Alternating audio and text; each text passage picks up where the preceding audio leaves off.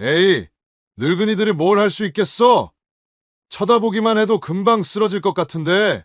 험악한 조폭들이 칼국수집을 짓밟기 시작했습니다. 하지만 그들은 몰랐습니다. 칼국수집 손녀의 부탁을 받고 찾아온 노인들의 충격적인 정체를 말이죠.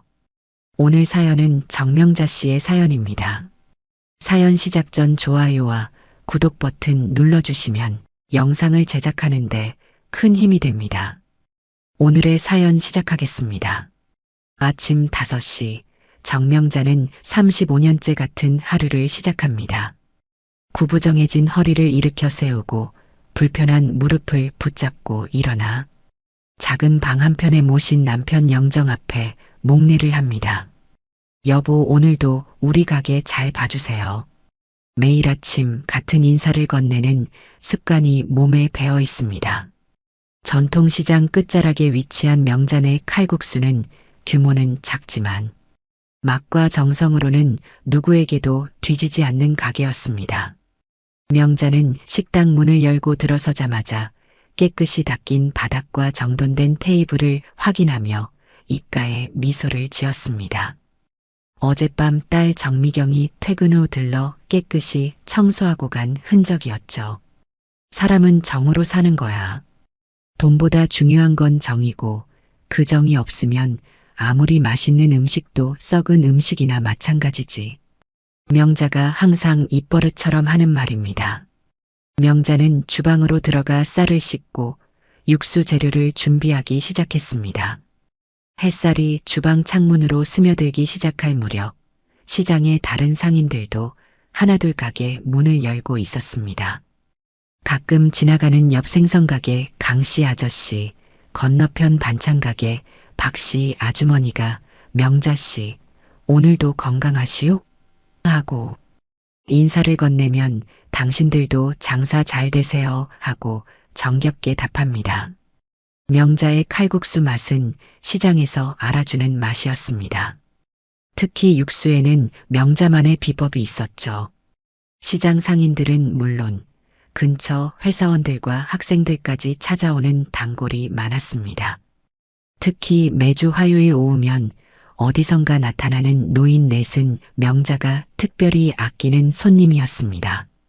항상 구석자리에 앉아 조용히 이야기를 나누며 식사를 하는 이 노인들은 늘 정확한 금액을 놓고 깎듯이 인사를 하고 떠납니다. 그날도 평소처럼 장사를 마치고 저녁 8시쯤 가게 문을 닫으려던 때였습니다. 갑자기 전화벨이 울렸고 수화기 너머로 들려온 딸 미경의 흐느끼는 목소리가 명자의 심장을 얼어붙게 했습니다. 엄마, 재석이가 사고로. 말을 잇지 못하는 딸의 목소리에 명자는 순간 다리에 힘이 풀려 의자에 주저앉고 말았습니다. 사위 박재석은 중소전자회사의 사장이었습니다. 작은 회사였지만 기술력 하나로 승부해 꾸준히 성장하던 회사였죠. 외동딸 미경을 대학 때부터 한결같이 좋아해 결혼까지 이르렀고 명자에게는 친아들 같은 사위였습니다.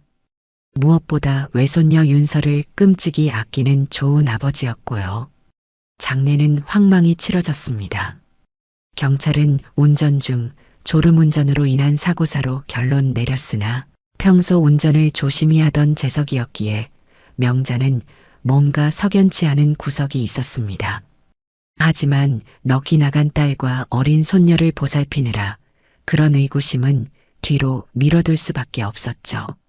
사위의 장례를 치른 지 일주일이 지난 어느 날 가게 문이 드르륵 열리며 검은 정장을 입은 3명의 남자가 들어섰습니다.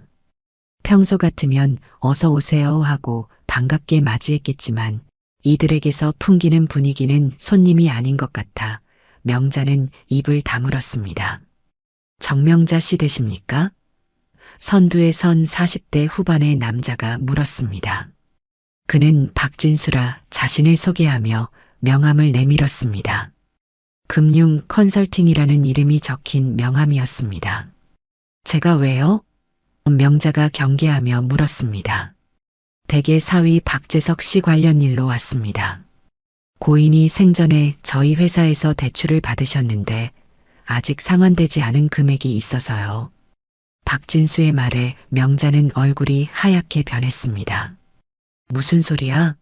재석이가 무슨 빚을? 명자의 목소리가 떨렸습니다. 네, 총 5억 원 정도 됩니다. 이자까지 합치면 5억 5천만 원 정도고요. 박진수가 서류 뭉치를 꺼내들며 말했습니다. 고인의 회사 자금 유용과 관련된 일이라 법적으로는 상속자에게 채무가 이전됩니다. 명자는 그 자리에서 쓰러질 것 같았습니다. 사위가 그런 사람이었다니 도저히 믿을 수 없었습니다. 하지만 눈앞에 내밀어진 서류들과 도장, 서명은 분명 재석의 것처럼 보였습니다. 일주일 안에 계획을 세워서 연락 주세요. 그렇지 않으면 법적 절차를 밟아야 합니다. 박진수는 명자의 어깨를 툭 치고는 남자들과 함께 가게를 나섰습니다. 명자는 그제서야 무너져 내리듯 의자에 앉았습니다. 창밖으로는 저녁 해가 완전히 저물고 조용한 시장 골목만이 남아 있었습니다.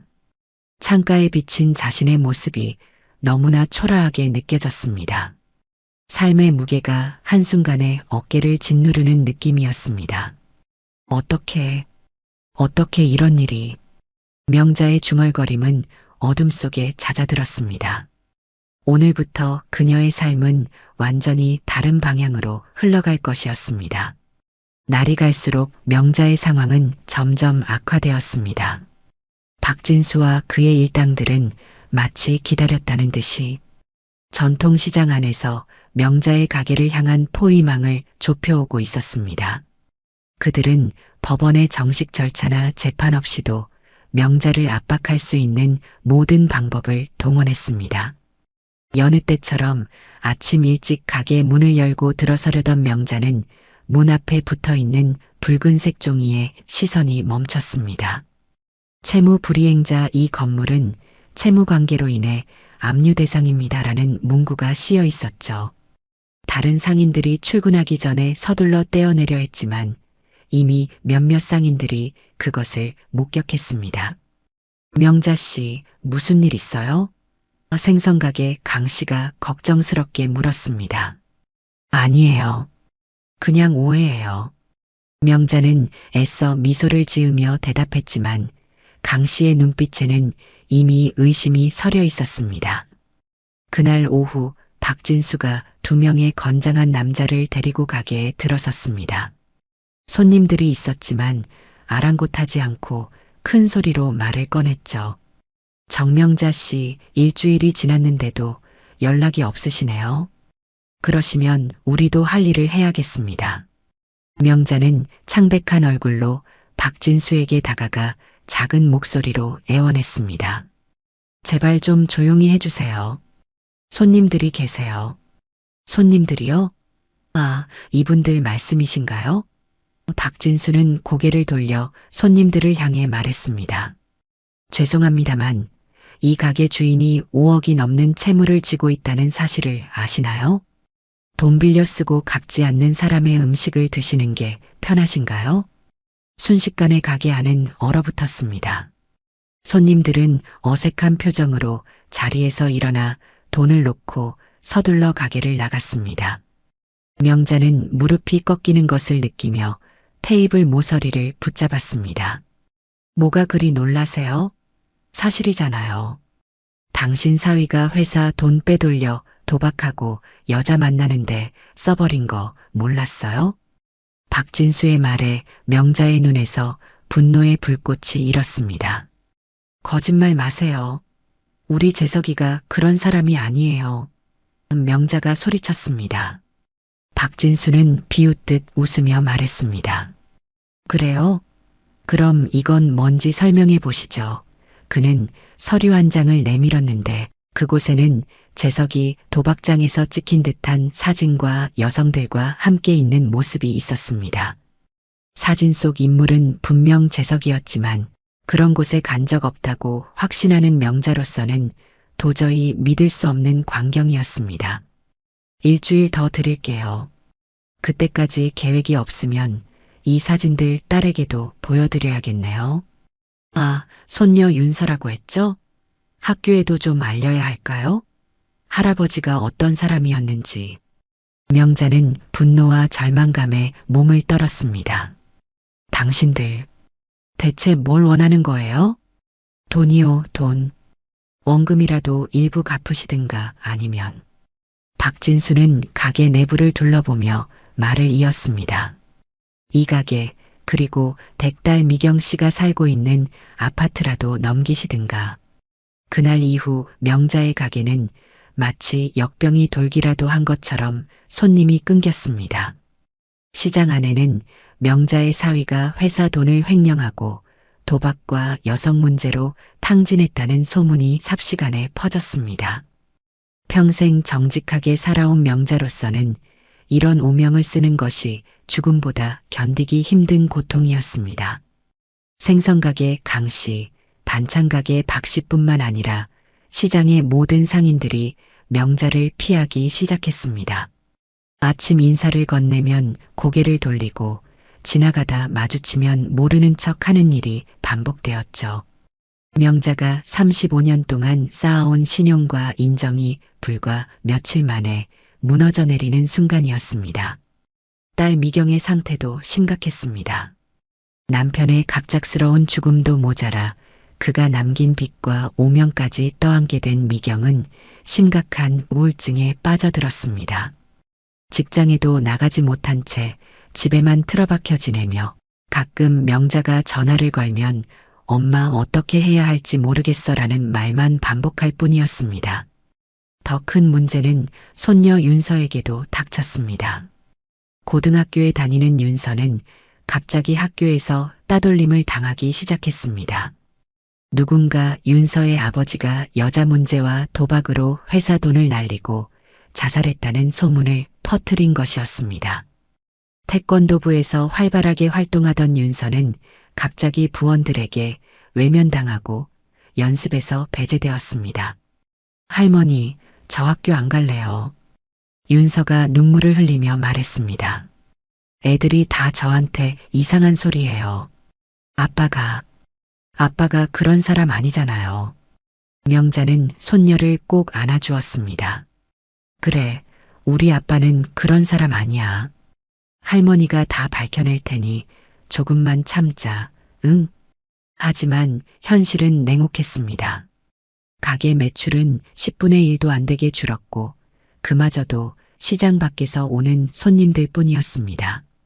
어느 날은 누군가 가게 유리창에 사기꾼네 가게라고 적은 종이를 붙여놓기도 했습니다. 명자는 아무도 모르게 새벽에 일어나 그것을 떼어내고 닦았지만 마음속에 생긴 상처는 지울 수 없었습니다. 박진수는 점점 더 대담해졌습니다. 이제는 거의 매일 가게에 들러 명자를 위협했고 손님이 오면 큰 소리로 재석의 비행에 대해 떠들어댔습니다. 경찰에 신고해도 민사 문제라며 개입하지 않았고 법률 상담을 받아보려 해도 증거가 부족하다는 답변뿐이었습니다. 명자는 밤마다 죽은 남편의 영정 앞에서 울었습니다. 여보, 어떡하면 좋을까요? 우리 딸, 우리 손녀. 다 망가져가는데 내가 어떻게 해야 해요? 대답 없는 남편의 사진만이 명자를 바라보고 있었습니다. 그럼에도 명자는 포기하지 않았습니다. 아무리 힘들어도 매일 아침 5시에 일어나 가게 문을 열었고 손님이 없어도 메뉴를 준비했습니다. 사람은 정으로 산다는 그녀의 신념은 흔들리지 않았습니다. 하지만 현실의 벽은 너무나 높고 단단했습니다. 그리고 명자의 삶은 점점 더 깊은 수렁 속으로 빠져들고 있었습니다. 명자의 가게에는 이제 손님이라고 해봐야 시장 밖에서 오는 사람들 몇 명뿐이었습니다. 그마저도 어느 날은 박진수의 부하들이 문 앞에 서서 여기 음식 맛없어요.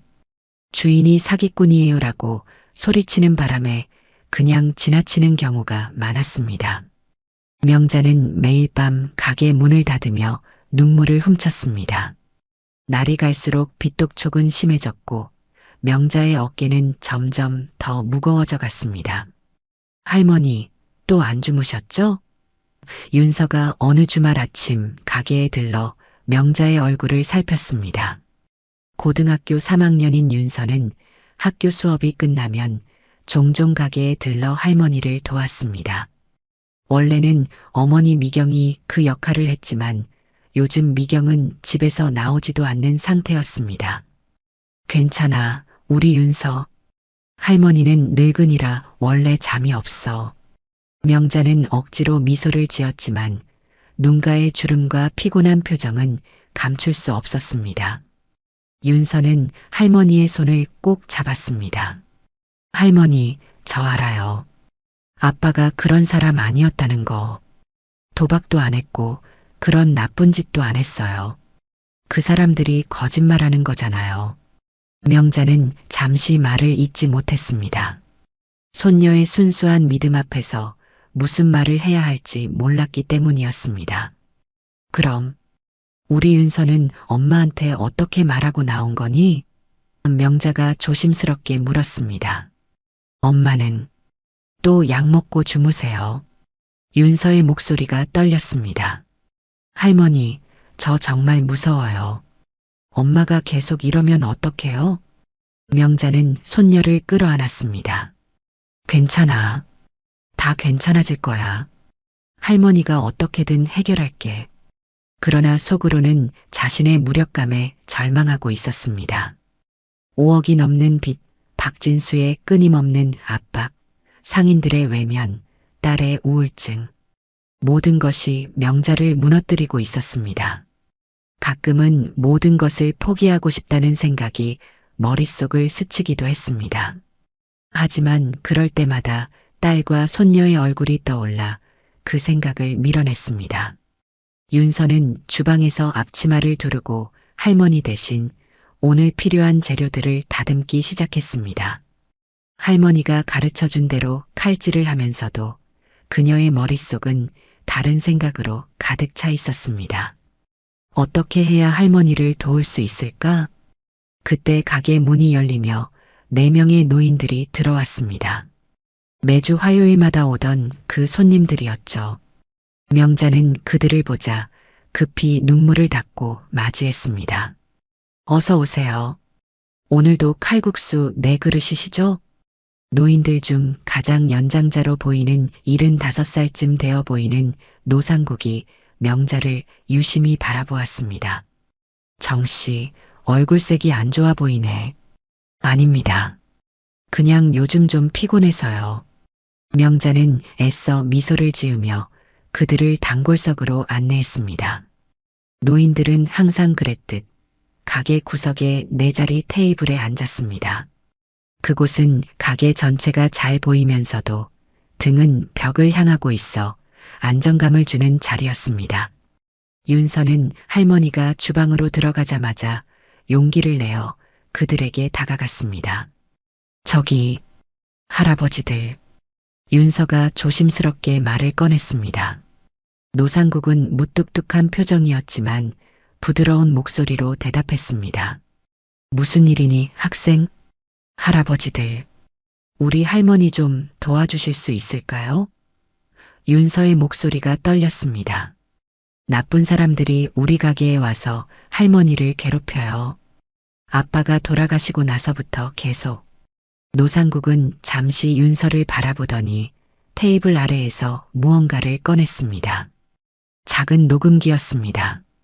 그는 버튼을 누르고 윤서에게 말했습니다. 처음부터 자세히 말해보렴.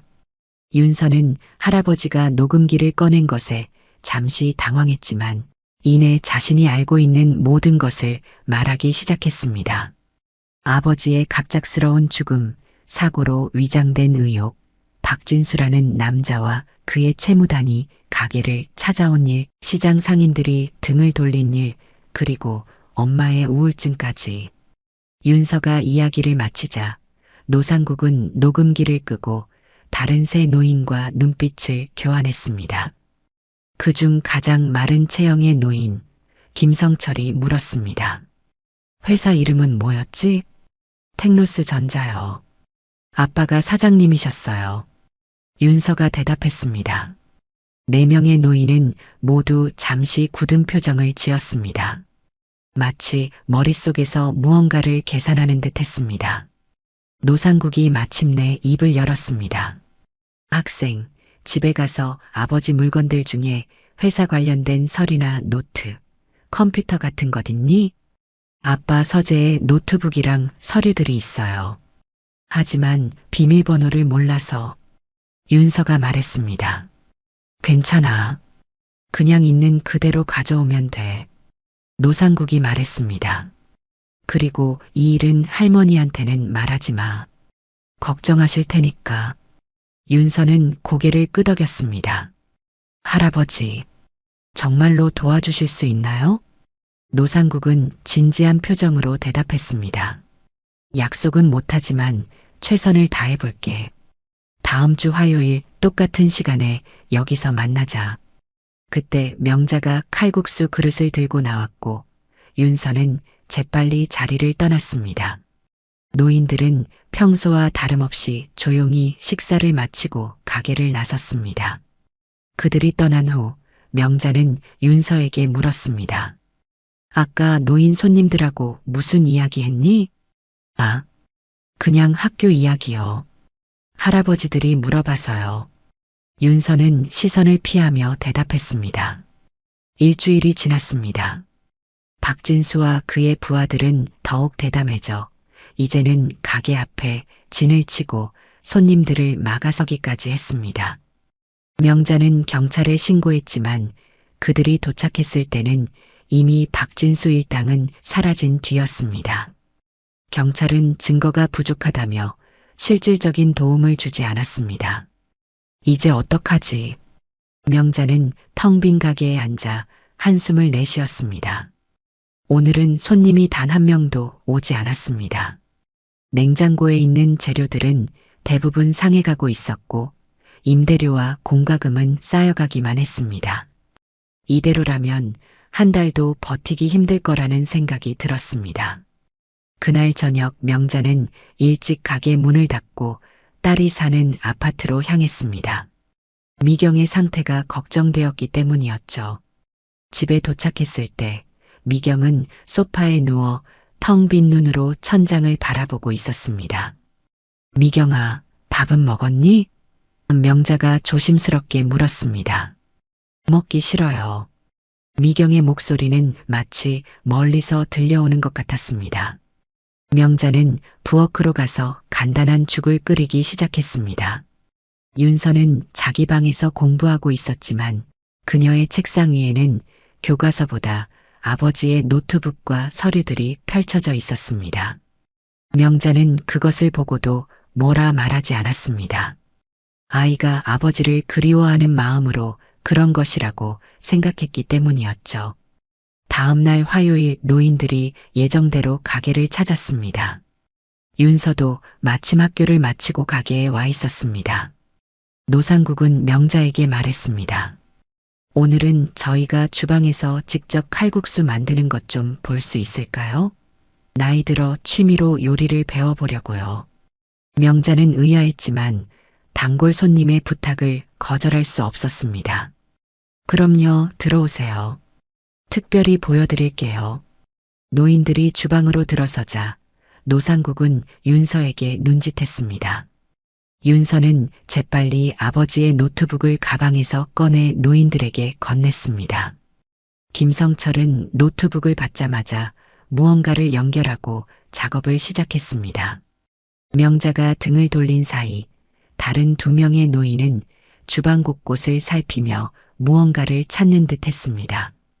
한 명은 천장을, 다른 한 명은 벽과 가구 밑을 주의 깊게 확인했습니다. 뭘 그리 살피세요? 명자가 의아해하며 물었습니다. 아, 주방 구조가 참 좋네요. 집에도 이렇게 해볼까 싶어서요. 노인 중 한 명이 자연스럽게 대답했습니다. 그날 저녁 노인들은 평소보다 오래 머물렀습니다. 마침내 가게를 나서면서 노상국이 명자에게 말했습니다. 정씨, 걱정 말아요.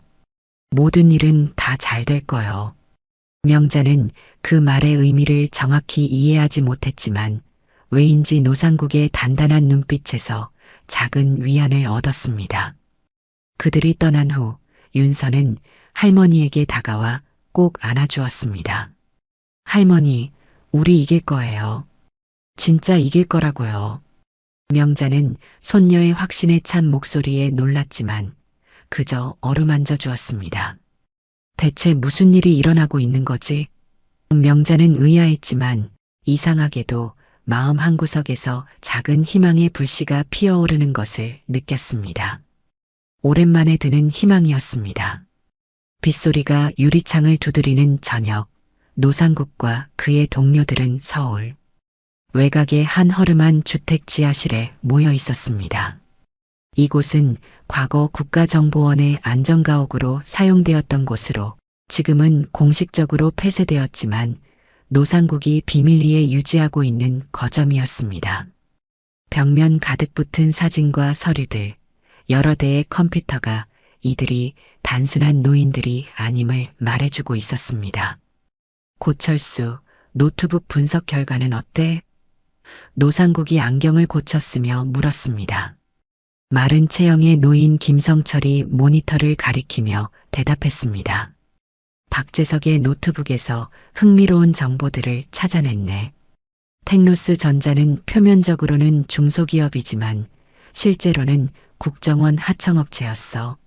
정확히는 항공우주국 정보 분석용 암호화 프로그램을 개발하는 프로젝트를 맡고 있었지. 다른 노인 장민호가 끼어들었습니다. 그런 기밀 사업체에서 5억이나 되는 돈을 빼돌렸다? 말이 안 되지.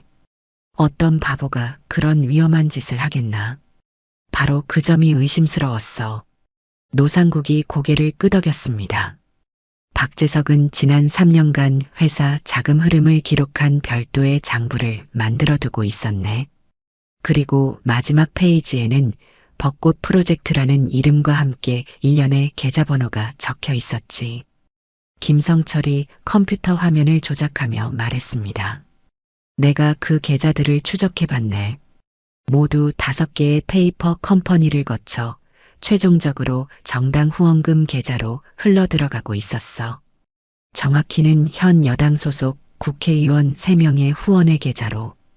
노상국의 눈빛이 날카로워졌습니다. 그럼 박재석은 이 사실을 밝히려다 살해당한 거로군. 그런데 더 복잡한 건 장민호가 덧붙였습니다. 그 돈의 출처야. 텍노스 전자 계좌가 아니라 국정원 특수사업비에서 나온 자금이 흘러들어간 거였어. 누군가 국정원 자금을 빼돌려 정치권에 흘려보내고 있었던 거지. 그리고 박진수는? 노상국이 물었습니다. 4번째 노인 이대현이 파일 하나를 들어보이며 말했습니다. 그는 예전 국정원 대외협력팀 소속이었어. 10년 전 불미스러운 일로 쫓겨난 후 정치권과 연결된 해결사 역할을 하고 있었지. 일종의 비자금 운반책이면서 불편한 진실을 덮는 청소부 역할을 하는 자야. 노상국은 벽에 붙은 사진들을 하나하나 살펴보았습니다. 그런데 내가 이해 안 되는 건 왜 하필 칼국수집 주인 정명자와 그 가족을 괴롭히는가 하는 거야. 이미 박재석은 죽였고 증거도 없앴을 텐데. 장민호가 고개를 저었습니다. 그들은 증거를 찾고 있어. 박재석이 죽기 전에 무언가를 숨겨뒀다고 생각하는 거지. 그리고 그걸 찾기 위해 가족들을 압박하는 거고. 그럼 우리가 먼저 찾아야 해. 노상국이 단호하게 말했습니다. 근데 대체 어디에 숨겨뒀을까? 그때 노상국의 눈에 텍노스 전자 로고가 들어왔습니다. 아스라한 기억 하나가 그의 머릿속을 스쳐 지나갔습니다. 잠깐, 텍노스 전자라고? 이 회사 설립자가 누구지? 김성철이 컴퓨터를 빠르게 조작한 후 대답했습니다. 임세호라는 인물이야. 지금은 은퇴했고 박재석에게 회사를 물려줬다고 나오는데. 임세호. 노상국의 얼굴이 창백해졌습니다. 내가 알던 그 임세호인가? 무슨 일이야, 상구? 장민호가 걱정스럽게 물었습니다. 노상국은 천천히 자리에서 일어나 구석에 있는 오래된 금고를 열었습니다. 그 안에서 낡은 사진첩 하나를 꺼냈습니다. 사진첩을 펼치자 젊은 시절의 노상국과 몇몇 남자들이 군복을 입고 있는 사진이 나왔습니다. 이 사람이 임세호야. 노상국이 사진 속 한 청년을 가리켰습니다. 그리고 이 사람은 그의 손가락이 다른 청년으로 향했습니다. 정명자의 남편 정영수. 방안이 순간 조용해졌습니다. 노상국은 깊은 한숨을 내쉬며 말을 이었습니다. 우리는 68년도에 특수부대에서 함께 근무했어. 나중에 영수와 나는 정보부로 발탁됐고 임세호는 제대 후 전자회사를 차렸지. 그런데 73년 영수가 어떤 작전 중에 사망했어. 적어도 공식 기록은 그래. 그런데 실제로는? 이대현이 물었습니다. 실제로는 노상국의 목소리가 떨렸습니다. 영수는 임세호와 내가 연루된 어떤 일에 대한 진실을 알게 됐고 그것 때문에 제거됐어. 나는 그때 아무것도 할 수 없었지. 내가 그를 구하지 못했어. 노인들은 말을 잇지 못했습니다. 노상국의 얼굴에 깊은 상처의 흔적이 드러났습니다. 내가 명자의 가게에 가기 시작한 건 순전히 우연이었어. 그런데 칼국수 그릇을 내려놓는 순간 그녀의 벽에 걸린 사진을 봤지. 영수였어. 순간 모든 게 얼어붙는 것 같았네. 그럼 지금 이 상황은? 장민호가 조심스럽게 물었습니다. 역사가 반복되고 있는 거야. 노상국이 무거운 목소리로 말했습니다. 임세호가 세운 회사에서 영수의 사위가 같은 방식으로 죽었어. 똑같은 패턴이야. 그런데 왜 하필 박재석이 그 회사의 사장이 됐을까? 단순한 우연인가? 김성철이 의문을 제기했습니다. 아니, 그건 우연이 아니야. 노상국이 고개를 저었습니다. 임세호는 자신의 죄책감 때문에 영수의 가족을 몰래 도왔을 거야. 그리고 박재석이 능력이 있다는 걸 알고 그를 발탁해 회사를 물려준 거지. 일종의 속죄 같은 것이었을 거야. 노상국은 잠시 생각에 잠겼다가 갑자기 눈을 번쩍 떴습니다. 그런데 만약 박재석이 자신이 왜 그 자리에 올랐는지 알게 됐다면? 그리고 회사의 진짜 본질과 과거의 사건에 대해 파헤치기 시작했다면? 그럼 그는 위험한 존재가 됐을 거야. 장민호가 끄덕였습니다. 그리고 그들은 박재석을 제거한 뒤 그가 찾아낸 증거도 없애려 하는 거고. 하지만 만약 박재석이 중요한 증거를 어딘가에 숨겨뒀다면? 이대현이 말했습니다.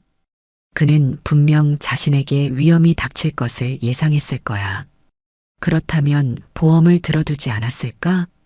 노상국은 고개를 끄덕였습니다. 그래, 그걸 찾아야 해. 박진수와 그 뒤에 있는 세력이 필사적으로 찾고 있는 것도 그거일 테니까. 김성철이 컴퓨터 화면을 보며 말했습니다. 박재석의 이메일과 클라우드 계정을 뒤져봤지만 특별한 건 없었어. 아마 그는 디지털 흔적을 남기지 않으려고 했던 것 같아. 물리적인 증거일 가능성이 높겠군. 노상국이 턱을 문지르며 생각에 잠겼습니다. 그런데 맞아, 정명자의 가게. 장민호가 의아한 표정으로 물었습니다. 칼국수집이 무슨 상관이야? 지난번에 우리가 가게 주방을 살펴봤을 때 천장과 벽면에서 이상한 점을 발견했잖아. 노상국이 설명했습니다. 벽 한쪽이 다른 부분보다 살짝 튀어나와 있었어. 그리고 주방 선반 아래쪽에 미세한 흔적이 있었고. 이대현이 눈을 크게 떴습니다. 누군가 그곳을 수색했다는 뜻인가? 그 이상이야. 노상국이 고개를 저었습니다. 내 생각에는 박재석이 가게 어딘가에 증거를 숨겨뒀고 박진수 일당이 그걸 찾아 헤집어 놓은 거야. 하지만 그들도 아직 찾지 못한 것 같아. 그럼 우리가 먼저 찾아야겠군. 김성철이 컴퓨터를 닫으며 일어났습니다. 노상국은 잠시 생각에 잠겼다가 말했습니다. 그런데 정명자에게 진실을 말해야 할까? 영수와 내 관계, 그리고 이 모든 일의 연결고리에 대해. 장민호가 노상국의 어깨를 두드렸습니다. 지금은 그녀를 구하는 게 먼저야. 과거의 이야기는 나중에 해도 늦지 않아. 노인들은 각자 준비를 마치고 안전가옥을 나섰습니다. 그들의 눈빛은 더 이상 평범한 노인들의 것이 아니었습니다. 마치 수십 년 전으로 돌아간 것처럼 날카롭고 단호한 특수요원의 눈빛이었습니다. 다음 날 아침 명자는 평소처럼 가게 문을 열었습니다. 손님은 거의 없었지만 그래도 습관처럼 모든 준비를 마쳤습니다. 오전 10시 가게 문이 열리고 낯선 양복 차림의 남자가 들어섰습니다. 정명자 씨를 찾습니다. 남자는 공손하게 말했습니다. 네, 제가 정명자입니다만. 명자가 경계하며 대답했습니다. 남자는 명함을 건넸습니다. 국가정보원 윤정현 수사관이라고 쓰여 있었습니다. 박재석 씨 사건과 관련해서 몇 가지 여쭤볼 게 있습니다. 명자는 순간 숨이 막혔습니다. 국정원이라니 대체 무슨 일이 벌어지고 있는 걸까요? 무슨 일로요? 박재석 씨의 사망 사건이 단순 사고가 아닐 수 있다는 제보가 들어왔습니다. 윤정현이 낮은 목소리로 말했습니다. 혹시 최근에 이상한 방문자나 협박 같은 것을 받은 적이 있으신가요? 명자는 잠시 망설이다가 모든 것을 털어놓기로 했습니다. 박진수라는 남자와 그의 부하들이 찾아와 거액의 빚을 독촉한 일, 시장 상인들 사이에 소문을 퍼뜨린 일, 가게가 망해가는 상황까지. 윤정현은 모든 것을 꼼꼼히 메모하며 들었습니다. 그 박진수라는 사람, 혹시 이 사람인가요? 그는 휴대폰을 꺼내 사진 하나를 보여주었습니다. 네, 맞아요. 바로 그 사람이에요. 명자가 놀라서 대답했습니다. 윤정현의 표정이 굳어졌습니다. 이자는 오래전부터 우리가 추적하던 인물입니다. 일종의 비자금 운반책이자 정치권과 연결된 해결사 역할을 하는 자죠. 비자금이요? 명자는 혼란스러웠습니다. 윤정현은 주변을 살피더니 목소리를 더 낮췄습니다. 박재석 씨가 근무하던 텍노스 전자는 표면적으로는 중소기업이지만 실제로는 국가 기밀 프로젝트를 수행하는 회사였습니다. 최근 그곳에서 국정원 특수사업비가 정치권으로 빠져나가는 루트가 발견됐고 박재석 씨가 그 증거를 확보했을 가능성이 높습니다. 명자는 충격에 말을 잇지 못했습니다. 그녀의 사위가 그런 위험한 일에 연루되어 있었다니. 그리고 그것 때문에 목숨을 잃었다니. 그럼 우리 재석이는 나쁜 짓을 한 게 아니라. 명자의 목소리가 떨렸습니다. 아닙니다. 오히려 그 반대죠. 윤정현이 진지하게 말했습니다. 박재석 씨는 국가 공익을 위해 용기 있는 선택을 한 것으로 보입니다. 그리고 그 증거를 어딘가에 숨겨뒀을 것으로 생각됩니다. 갑자기 명자의 머릿속에 한 장면이 떠올랐습니다. 재석이가 죽기 며칠 전 저녁 무렵 가게에 들러 장모님, 주방 선반 좀 고쳐드릴게요라며 한참을 혼자 일한 일이 있었습니다. 그때 그는 유난히 진지한 표정이었고 떠나기 전에 장모님 혹시 무슨 일이 생기면 이 가게를 꼭 지키세요. 이 가게는 우리 가족의 마지막 보루예요라고 말했던 것이 기억났습니다. 혹시 명자가 조심스럽게 말을 꺼냈습니다. 우리 사위가 죽기 전에 가게 주방을 고친 적이 있어요. 그때 뭔가를 숨겼을까요? 윤정현의 눈이 빛났습니다. 바로 그겁니다. 제가 지금 주방을 좀 살펴봐도 될까요? 명자가 고개를 끄덕이자 윤정현은 주방으로 들어가 꼼꼼히 살피기 시작했습니다. 특히 선반 아래쪽을 집중적으로 확인했습니다. 그때였습니다.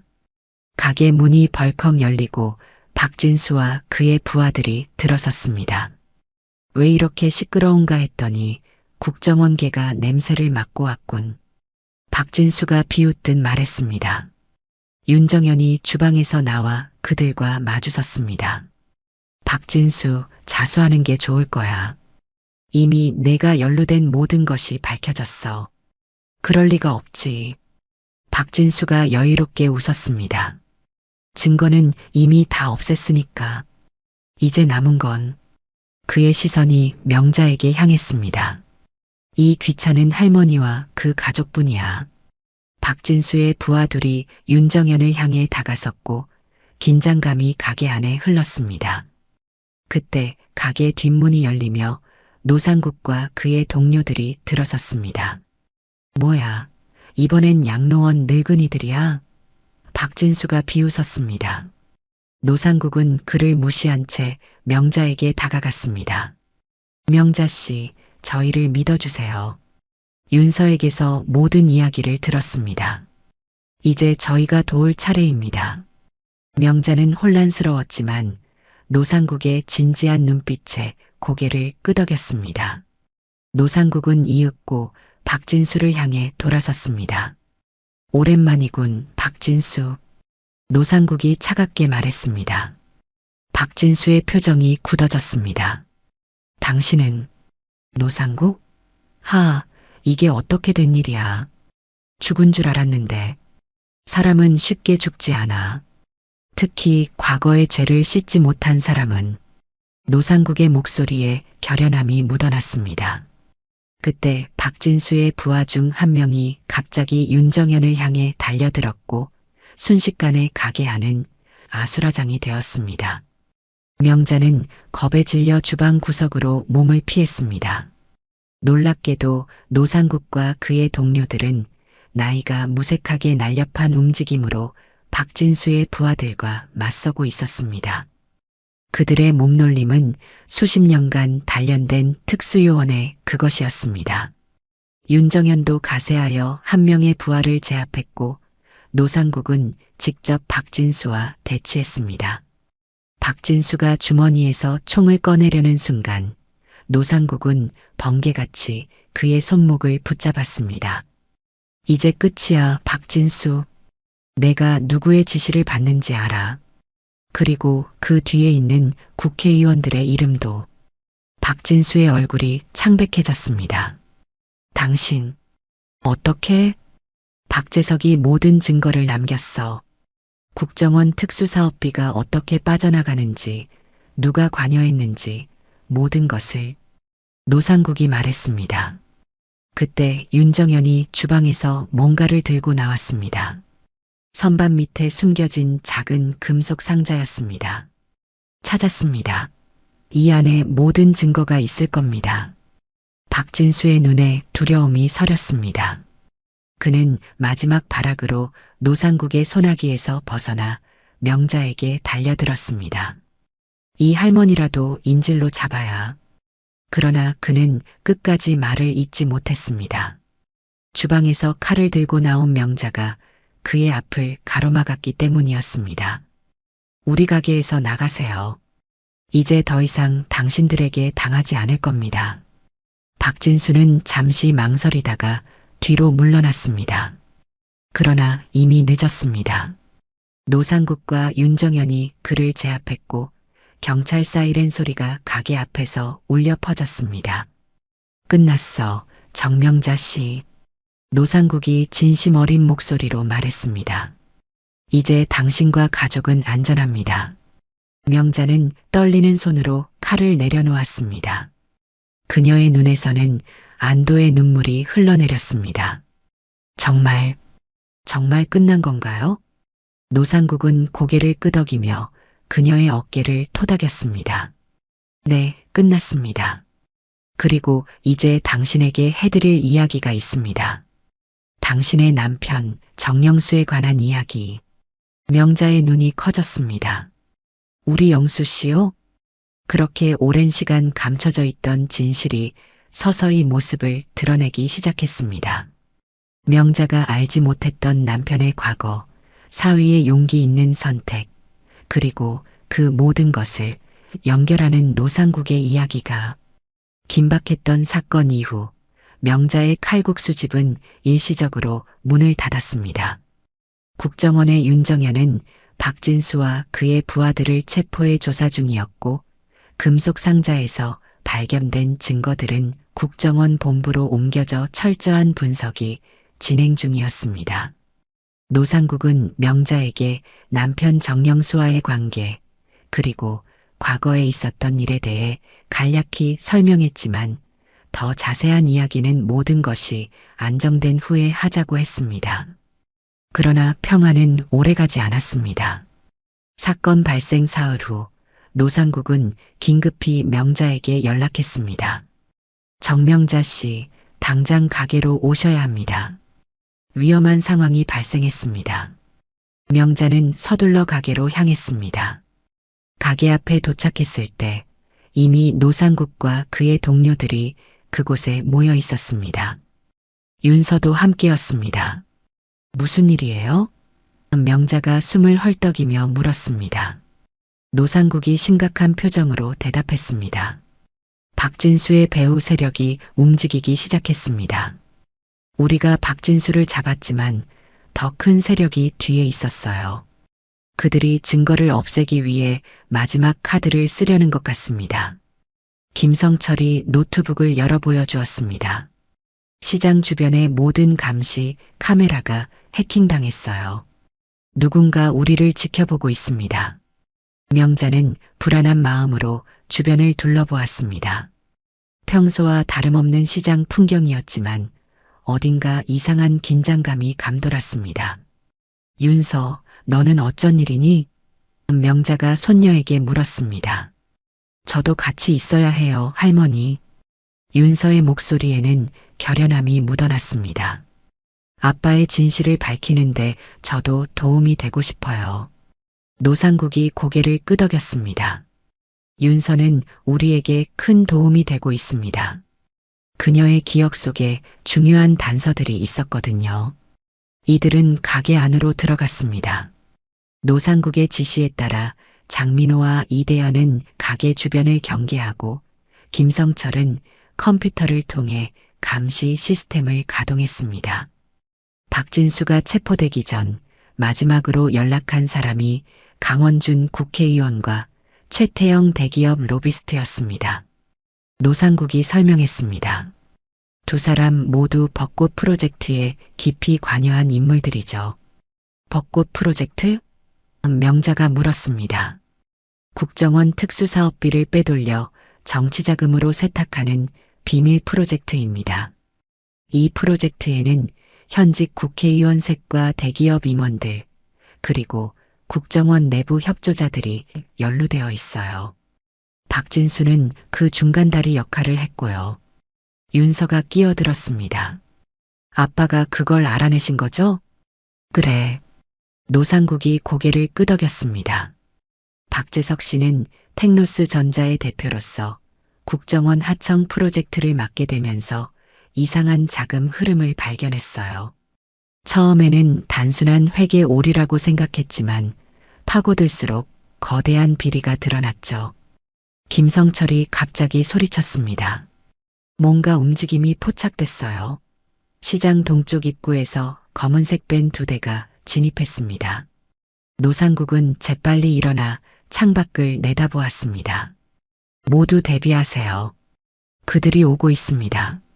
명자는 긴장으로 몸이 굳어졌습니다. 윤서가 할머니의 손을 꼭 잡아주었습니다. 괜찮아요, 할머니. 우리가 있잖아요. 노상국이 명자에게 다가와 작은 목소리로 말했습니다. 명자 씨, 사실 지금까지 말씀드리지 않은 것이 있습니다. 당신 남편 정영수 씨가 죽은 건 제 잘못이었습니다. 명자의 눈이 커졌습니다. 무슨 말씀이세요? 30년 전 저와 영수는 같은 임무를 맡았습니다. 그런데 영수가 내부 비리를 발견하고 이를 고발하려 했죠. 그때 저는 그를 보호하지 못했습니다. 이제 와서 모든 걸 말씀드리는 건 같은 일이 반복되는 것을 막고 싶어서입니다. 명자는 할 말을 잃었습니다. 오랫동안 궁금했던 남편의 죽음에 관한 진실이 이제야 모습을 드러내다니. 그러나 지금은 그것에 대해 생각할 시간이 없었습니다. 더 급박한 위협이 다가오고 있었으니까요. 저기 오고 있어요. 장민호가 소리쳤습니다. 검은색 옷을 입은 남자들이 시장을 가로질러 칼국수집을 향해 다가오고 있었습니다. 그들은 정장 차림이었지만 옷 아래로 무언가 불룩한 것이 보였습니다. 무기를 휴대하고 있는 것이 분명했습니다. 위치 잡으세요. 노상국이 지시했습니다. 노인들은 신속하게 움직여 각자의 위치를 잡았습니다. 김성철은 컴퓨터를 통해 가게 주변의 감시 카메라를 조작했고 장민호는 주방에서 무언가를 준비했습니다. 이대현은 가게 뒷문을 지켰습니다. 명자 씨, 윤서, 주방으로 들어가세요. 노상국이 말했습니다. 거기가 더 안전합니다. 명자는 손녀의 손을 끌고 주방으로 들어갔습니다. 그곳에서는 장민호가 이미 방어 체계를 갖추고 있었습니다. 주방 도구들이 무기로 변모한 모습이었습니다. 할머니, 무서워요. 윤서가 떨리는 목소리로 말했습니다. 명자는 손녀를 꼭 안아주었습니다. 괜찮아, 윤서야. 우리는 이겨낼 거야. 너희 아빠가 용기를 가졌던 것처럼 우리도 용기를 내자. 그때 가게 문이 벌컥 열렸습니다. 5명의 남자가 들어섰고 그 중심에는 고급 양복을 입은 중년 남성이 있었습니다. 바로 강원준 국회의원이었습니다. 여기가 그 유명한 칼국수집인가? 강원준이 비웃듯 말했습니다. 왜 이리 초라한지. 노상국이 그를 마주했습니다. 국회의원이 이런 곳까지 직접 오시다니 영광이군요. 노상국. 강원준의 눈이 가늘어졌습니다. 죽었다고 생각했는데 많은 사람들이 그렇게 생각하죠. 노상국이 차갑게 대답했습니다. 그러나 저는 한 가지 임무를 완수하기 위해 살아남았습니다. 바로 30년 전 제가 지키지 못한 동료의 명예를 회복하기 위해서죠. 강원준은 웃음을 참지 못했습니다. 늙은이의 헛된 꿈이군. 당신이 무엇을 할 수 있다고 생각하나? 노상국은 미소를 지었습니다. 혼자서는 아무것도 할 수 없겠죠. 하지만 제가 혼자가 아니라는 걸 잊으셨나 봅니다. 그 순간 김성철이 컴퓨터 키를 눌렀고 가게 안의 모든 전자기기가 동시에 작동했습니다. 벽에 설치된 모니터에서는 녹화된 영상이 재생되기 시작했습니다. 그것은 강원준과 최태영, 그리고 박진수가 비밀 회의를 하는 장면이었습니다. 이게 뭐지? 강원준의 얼굴이 창백해졌습니다. 박재석이 마지막으로 남긴 증거입니다. 노상국이 설명했습니다. 그는 죽기 전에 모든 것을 녹화했죠. 그리고 그 증거를 가장 안전한 곳, 장모님의 칼국수집에 숨겨두었습니다. 영상 속에서 강원준은 명확하게 벚꽃 프로젝트에 대해 언급하고 국정원 특수사업비를 빼돌리는 방법과 그 돈이 어디로 흘러가는지 설명하고 있었습니다. 특히 충격적인 부분은 박재석이 이 사실을 알게 되었을 때 그를 처리하라고 지시하는 장면이었습니다. 강원준의 부하들은 당황했지만 그는 냉정함을 유지했습니다. 증거를 없애면 그만이지. 그가 손짓하자 부하들이 움직이기 시작했습니다. 그러나 그들이 한 발짝도 움직이기 전에 장민호가 준비한 장치가 작동했습니다. 가게 천장에 설치된 스프링클러 시스템에서 물 대신 연기가 뿜어져 나왔고 순식간에 가게 내부는 안개처럼 희뿌연 연기로 가득 찼습니다.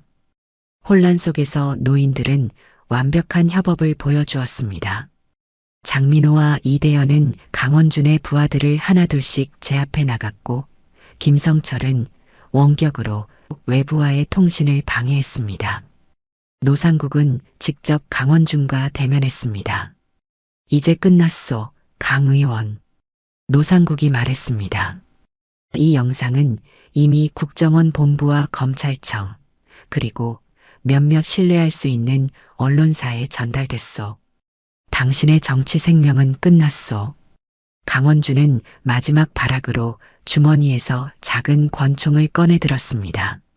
그럼 너라도 데려가겠다.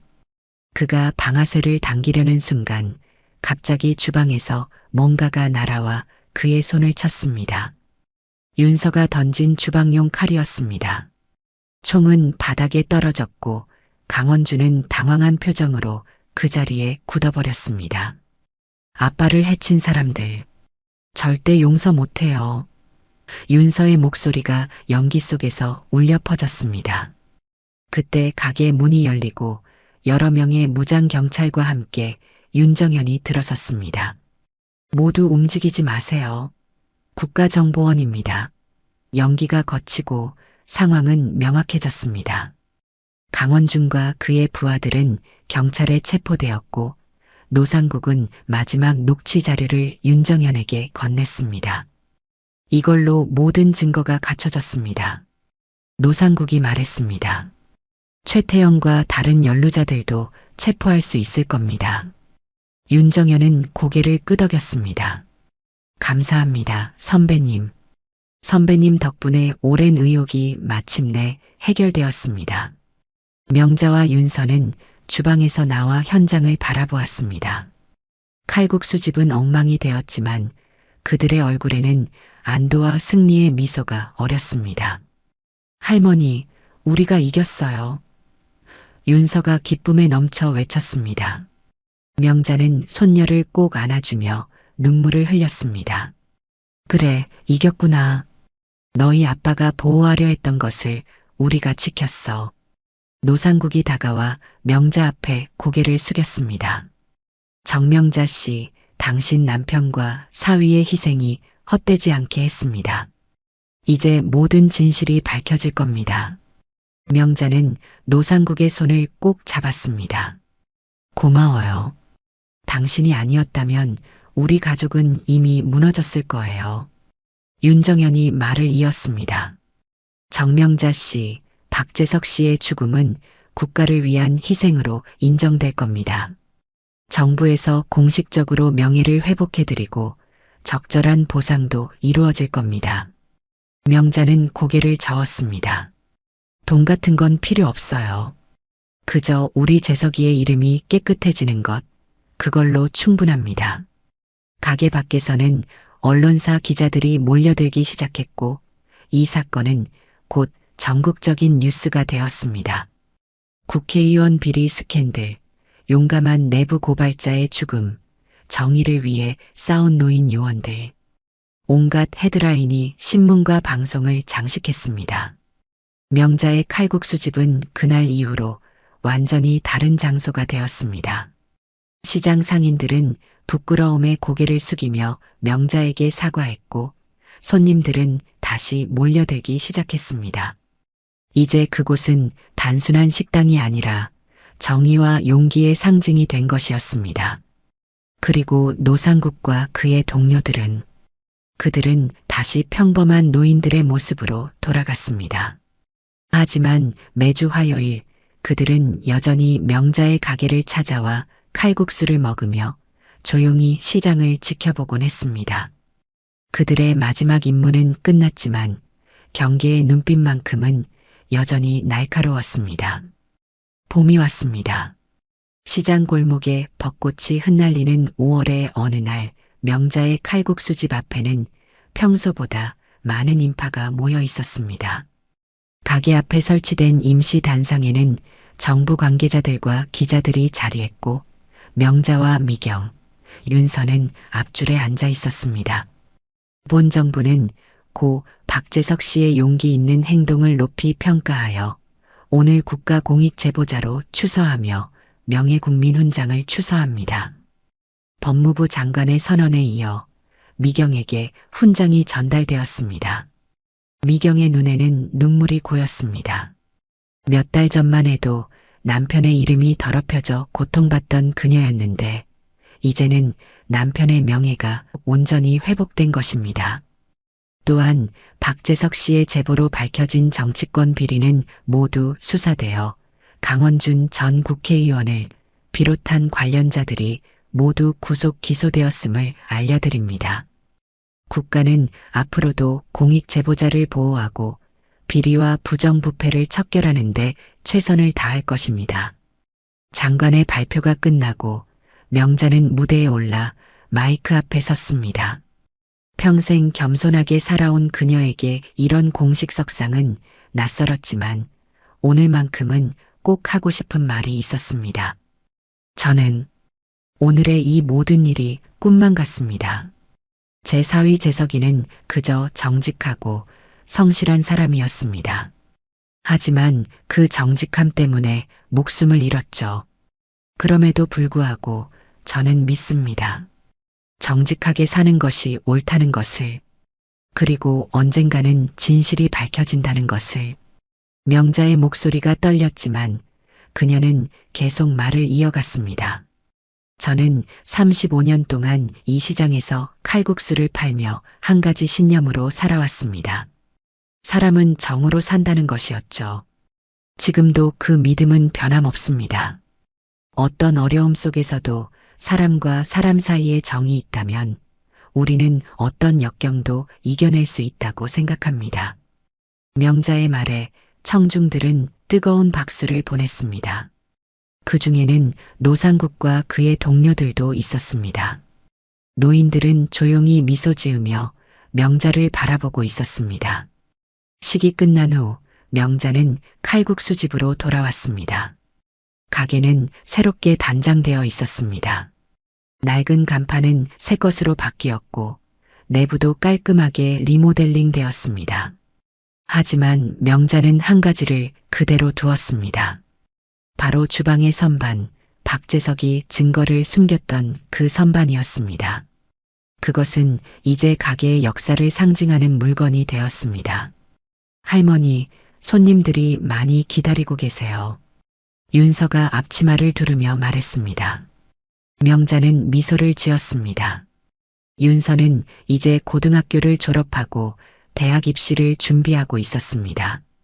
그녀의 꿈은 국가정보대학원에 진학하는 것이었습니다. 노상국과 그의 동료들이 보여준 용기와 지혜에 큰 영감을 받은 것이었죠. 미경아, 면 삶을 준비됐니? 명자가 주방을 향해 소리쳤습니다. 네, 어머니. 미경의 밝은 목소리가 들렸습니다. 미경은 더 이상 우울증에 시달리지 않았습니다. 남편의 명예가 회복되고 진실이 밝혀진 후 그녀는 천천히 회복되었고 이제는 어머니와 함께 가게를 돕고 있었습니다. 정부에서 지급된 보상금으로 경제적 어려움도 해소되었지만 그보다 더 중요한 것은 그녀가 다시 웃음을 찾았다는 것이었습니다. 명자는 주방으로 들어가 익숙한 손놀림으로 칼국수를 만들기 시작했습니다. 그녀의 칼국수 집은 이제 단순한 식당이 아니었습니다. 언론에서는 의로운 가게라고 불렀고 많은 사람들이 이야기를 듣고 찾아왔습니다. 특히 주말이면 전국 각지에서 손님들이 몰려들었습니다. 오후 3시 가게 문이 열리고 익숙한 얼굴들이 들어섰습니다. 노상국과 그의 동료들이었습니다. 그들은 여전히 매주 화요일마다 가게를 찾았지만 이제는 더 이상 비밀 요원으로서가 아니라 명자 가족의 오랜 친구로서 방문했습니다. 어서 오세요. 명자가 반갑게 맞이했습니다. 오늘도 칼국수 4그릇이요? 그렇지요. 노상국이 웃으며 대답했습니다. 세상에서 가장 맛있는 칼국수니까요. 그들은 단골석에 앉아 차분히 이야기를 나누기 시작했습니다. 이제 그들의 대화에는 더 이상 비밀이나 음모가 없었습니다. 그저 오랜 친구들의 일상적인 대화였습니다. 윤서가 그들의 테이블에 칼국수를 내려놓으며 물었습니다. 할아버지, 오늘은 어떤 이야기 들려주실 거예요? 노상국은 미소를 지었습니다. 오늘은 73년 겨울, 내가 처음 내 할아버지를 만났던 이야기를 해줄까? 윤서는 눈을 반짝이며 그 옆에 앉았습니다. 그녀는 요즘 노인들의 이야기를 모두 기록하고 있었습니다. 미래의 소설가가 되어 이 이야기들을 책으로 펴내는 것이 그녀의 또 다른 꿈이었습니다. 명자는 잠시 그들을 바라보다가 주방으로 돌아왔습니다. 창밖으로 시장의 활기찬 모습이 보였습니다. 예전처럼 상인들은 서로 인사를 나누고 손님들은 분주히 오가고 있었습니다. 그 중에서도 칼국수집은 시장의 중심이자 자랑거리가 되어 있었습니다. 영수 씨, 보고 있나요? 명자는 마음속으로 남편을 불렀습니다. 우리가 해냈어요. 당신이 그토록 지키려 했던 정에 우리가 지켜냈어요. 저녁이 되자 명자는 가게 문을 닫고 집으로 향했습니다. 그녀의 곁에는 미경과 윤서가 함께했습니다. 석양이 시장 위로 붉게 물들고 있었습니다. 그들의 그림자가 길게 늘어졌지만 더 이상 어둠이나 두려움은 없었습니다. 할머니, 내일은 제가 새로운 메뉴를 좀 시도해봐도 될까요? 윤서가 물었습니다. 칼국수 말고 조금 다른 걸요. 그래, 해봐. 내가 하고 싶은 대로 해. 명자는 흔쾌히 동의했습니다. 우리 가게는 앞으로 너와 내 엄마가 이끌어갈 거니까 너희들의 생각도 중요하지. 어머니, 미경이 감동한 목소리로 말했습니다. 괜찮아. 나는 이제 너희들을 믿어. 명자가 딸의 손을 꼭 잡았습니다. 우리는 어떤 어려움도 함께 이겨냈잖니. 앞으로도 그럴 거야. 시장 입구를 나서는 세 여성의 모습은 마치 하나의 완벽한 그림 같았습니다. 그들은 과거의 상처를 딛고 새로운 희망을 향해 나아가고 있었습니다. 명자의 말처럼 사람은 정으로 산다는 진리를 몸소 보여주는 모습이었습니다. 그리고 그들이 알지 못하는 곳에서 노상국과 그의 동료들은 여전히 그들을 지켜보고 있었습니다. 더 이상 위험은 없었지만 그들은 자신들의 마지막 임무로 이 가족을 끝까지 지키기로 마음먹었습니다. 그것은 의무가 아닌 순수한 정에서 비롯된 결정이었습니다. 정말 괜찮을까요? 앞으로는? 윤서가 문득 물었습니다. 명자는 손녀를 바라보며 미소 지었습니다. 그럼 우리는 이제 두려울 게 없어. 진실은 항상 밝혀지고 정의는 언젠가 승리하니까. 그렇게 그들은 석양을 등지고 집으로 향했습니다. 시장 위로 떠오른 첫 별이 마치 축복하듯 그들을 비추고 있었습니다. 이것이 명자의 이야기입니다. 칼국수집 할머니가 특수요원들과 함께 거대한 음모에 맞서 싸운 이야기, 평범한 노인이 비범한 용기로 정의를 지켜낸 이야기. 그리고 무엇보다 사람과 사람 사이의 정이 어떤 악의도 이겨낼 수 있다는 것을 보여준 이야기입니다. 이제 명잔의 칼국수집은 단순한 음식점이 아닙니다. 그곳은 진실과 용기, 그리고 정의가 살아 숨쉬는 곳이 되었습니다. 그리고 그 이야기는 오랫동안 많은 사람들의 가슴 속에 따뜻한 희망으로 남을 것입니다. 오늘 사연은 여기까지입니다. 오늘 사연이 감동적이셨다면 좋아요와 구독 눌러주세요. 다음 영상을 준비하는데 큰 힘이 됩니다.